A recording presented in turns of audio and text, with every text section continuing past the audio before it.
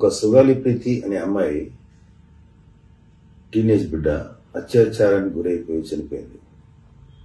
మనమేం బరి అవకర్లా, తన కర్మ. డాక్టర్ సుధాకర్ అని ఆయన కరోనా మాస్కుల గురించి అడిగాడు. కోపంగానే అడిగాడు. తర్వాత నెమ్మదిగా అతని ఉద్యోగం నుంచి తీసేసి అతని పిచ్చోడిని చేసి పిచ్చోడిగా మార్చి అతనికి అతనే చచ్చిపోయేలా చేశాడు. మనకేం పర్లేదు, అతను ఎట్లా పోయినా సరే. ఒక అమర్నాథ్ లాంటి బిడ్డ వాళ్ళ అక్కని ఏడిపిస్తున్నారని చెప్పి అబ్బాయి గట్టిగా ప్రతిఘటిస్తే అబ్బాయిని చెరుకు తోటలో వేసి నిర్దాక్ష్యంగా కాల్చేశారు. ఇదంతా చేసింది వైసీపీ వాళ్ళు. అది మనకేం పర్లేదు. ఒక ఆడపిల్లల మీద రేపు జరిగితే ఏముంది, ఒక రేపుకేమో 2 రేపులకో ఎంత గొడవ చేస్తారేంటి అన్న మినిస్టర్ గారు. ఆవిడ ఏమన్నా సరే, అలాంటి రేపులు ఏం జరిగినా సరే మనకేం పర్లేదు, వదిలేద్దాం. ఒకళ్ళ ఇంటికి వెళ్ళి భర్తని కట్టేసి ఆ భార్యను రేపు చేస్తే వాళ్ళు కావాలని చేయలేదు, ఏదో ఆవేశంతో చేశారు అని చెప్పినటువంటి హోమ్ మినిస్టర్ గారు. మనం పట్టించుకోవద్దు, వాళ్ళ కర్మకాళ్ళు వదిలేద్దాం. ఆంధ్రప్రదేశ్లో ప్రజలకి అనేక రకాలుగా నష్టాలు జరుగుతున్నా సరే పట్టించుకోవద్దు, వదిలేద్దాం. సామాన్యుడు, చిన్నవాడు, పెద్దవాడు అన్న తేడా లేకుండా భూములు కబ్జాలకు గురైపోయి సర్వనాశనం అయిపోతుంటే మనం పట్టించుకోవద్దు, వదిలేద్దాం. అలాగే అక్రమంగా మైనింగ్లు జరుగుతా ప్రజల సొమ్ము దోచేస్తున్నా సరే మనకేం పర్లేదు, పట్టించుకోవద్దు, వదిలేద్దాం. వ్యాపారస్తుల్ని ఇక్కడ వ్యాపారాలు చేయనివ్వకుండా, ఇండస్ట్రియలిస్ట్ని రానివ్వకుండా, తద్వారా యువతకి ఉపాధి లేకుండా సర్వనాశనం అయిపోయినా సరే మనకేం పర్లేదు, పట్టించుకోక్కర్లేదు. వాళ్ళ కర్మకాండ వదిలేద్దాం. డిఎస్సి టీచర్స్ పోస్ట్ గురించి వేల మంది పిల్లలు ఫైట్ చేస్తున్నారు, వద్దు, పట్టించుకోవద్దు. వాళ్ళ కర్మకు వాళ్ళు వదిలేద్దాం. ఎన్విరాన్మెంట్ ధ్వంసం చేస్తున్నారు, చెట్లు కొట్టేస్తున్నారు. నేను వెళ్తున్న రూట్, ఆయన సీఎం గారు వెళ్తున్న రూట్ చెట్లు క్లీన్ చేయడానికి, ఆ చెట్ల మీద ఆధారపడే వాళ్ళు ఎంతో మంది ఉన్నారు. కొబ్బరి చెట్లు లాంటివి, వాళ్ళు పోయినా పర్లేదు, వదిలేద్దాం. రైతులు ఆత్మహత్యలు చేసుకుని చచ్చిపోతున్నారు, మనకేం పర్లేదు, వదిలేద్దాం. భవన నిర్మాణ కార్మికులకి సరైన ఇసుక దొరకకపోగా వాళ్ళ పనులన్నీ ఆగిపోయి కుటుంబాలు ఆత్మహత్యలు చేసుకుంటారు, మనకేం పర్లేదు, వదిలేద్దాం. కౌలు రైతులు వాళ్ళకి సరైనటువంటి ఆదాయ మార్గం లేక నాశనం అయిపోతుంటే వాళ్ళు సూసైడ్ చేసుకుంటుంటే పర్లేదు, వదిలేద్దాం. వాళ్ళ చావు వాళ్ళని చావనిద్దాం. కానీ సీఎం గారికి వాడెవడో ఒక చిన్న రాయి వేస్తే మొత్తం దేశం ఏమైపోతున్నాం మనం, నా రాష్ట్రం ఏమైపోతుంది అని భయపడిపోయి, అయ్యి బాబు ఏమైపోతుంది, మన సీఎం గారికి ఏమైపోయింది అనే భయంతో సింపతి చూపించే వాళ్ళు మాత్రం అస్సలు క్షమించాలనిపించట్లేదు. ఇంతమందికి ఎన్ని జరుగుతున్నా సరే మనం ఎవరు రియాక్ట్ అవ్వం. సీఎంకి ఓ దెబ్బ తగిలితే అయ్యి బాబోయ్ ఏంటవుతుంది. ఎన్నిసార్లు ఆడతారు ఈ డ్రామా, ఎన్నిసార్లు ఆడతారు. నానాపూరి కథ అన్నాడు పవన్ కళ్యాణ్, అది కరెక్ట్. నానాపూరి కథ అయిపోతుంది అతను, అది నిజమో అబద్ధం కూడా తెలియట్లా. పట్టుకోండి, ఎవరు చేశారు పట్టుకోండి, రానియండి బయటికి.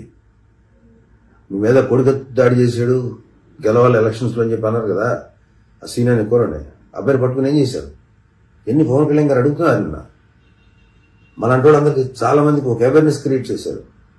సింపతీలతోటి గెలవాలని ట్రై చేయకండి, ఎక్కువ కాలం పనిచేయవి. అటు మమతా బెనర్జీ ఇలా కొంతమంది ప్రయత్నించారు, కొంతమంది వర్కౌట్ అయింది, కొంతమంది వర్కౌట్ కాల. సింపతీ వద్దు. మీ వైఎస్ఆర్సీపీ ప్రభుత్వం ఉన్నంతసేపు అన్ని సింపతీ డ్రామాలతోనే మీరు ఇంతకాలం గెలుచుకుంటూ వచ్చారు. జనాలతో కళ్ళు తెరిచారు. మా జీవితాలకి నీ మీద సింపతి చూపించి మా జీవితాలు నాశనం చేసుకోలేవు. ఖచ్చితంగా మీరు ఎన్ని సింపతీలు చూపించినా, ఎన్ని డ్రామాలు ఆడినా మీ వైసీపీ ప్రభుత్వం, మీ వాళ్ళు ఎంత గొంతు చించుకొని వచ్చిన వైసీపీ వాళ్ళు ప్రజలు రియలైజ్ అయ్యారు. ఇప్పుడు దానికి నేను చెప్పిన లిస్ట్ ఉంది కదా, ఆ లిస్టుకి సంబంధించి వాళ్ళ మీద సింపతి వాళ్ళ మీద చూపిద్దాం. అందరం మన తోటి మనిషి పడుతున్న బాధల మీద చూపిద్దాం, వాళ్ళు పడుతున్న కష్టాల మీద చూపిద్దాం. వీళ్ళ వైసీపీ దమననీతికి బలైపోయినటువంటి ఎంతో మంది అమాయకురాలు వాళ్ళ మీద చూపిద్దాం. మాయమైపోయిన 30,000 మంది మహిళల మీద చూపిద్దాం సింపతి. చిన్న దెబ్బ తగిలితే అచ్చిపోయి వద్దు, డ్రామాలకి ఫుల్ స్టాప్ పెడదాం. అలాంటి డ్రామాలు లెక్క చేయొద్దు. అవి చిన్న పసుపు రాసుకుంటే సరిపోద్ది. దయచేసి ఈ డ్రామాకి ఎవరు పడకండి. అఫ్కోర్స్ ఎవరు పడలేదనుకోండి, ఒకటి గుర్తుపెట్టుకోవాలి వైసీపీ వాళ్ళు. మీరు ఎన్ని డ్రామాలు చేసినా రేపు రాబోయేది జనసేన, టీడీపీ, బీజేపీ కూటమి. మీరు ఏమైనా చేసుకోండి, వచ్చేది అదే. మీకు మిగిలేది ఈ నాటకాలే. వేసుకోండి నాటకాలు. సొంత బాబాయిని చచ్చిపోతే చంపేస్తే దారుణంగా వాళ్ళ కూతురు అల్పేరుగా పోరాటం చేస్తుంటే అమ్మాయిని నానా మాట్లాడతారు. బాబాయ్ చనిపోతే ఎటువంటి సింపతి లేదు. తల్లిని చెల్లిని ఇంటి నుంచి బయటకు పంపిస్తే ఎటువంటి సింపతి లేదు. చిన్న దెబ్బ తగిలితే ఇంత అపన్నాయం రావాలి. అప్పండి మీ నాటకాలు. వాళ్ళు దెబ్బ తగిలితే ట్రీట్మెంట్ తీసుకోండి. కంప్లైంట్ మాకు ఫుల్ ప్రొటెక్షన్ ఉండదు కదా మీకు. SPG, Z category security, CM security ఇంతమంది ఉన్నారు కదా. కరెంట్లు ఎందుకు తీసేశారు? ఎంతో చూస్తున్న నాటకం అనిపించట్లా? ఎంతో కాలం ఈ నాటకాలు సాగు.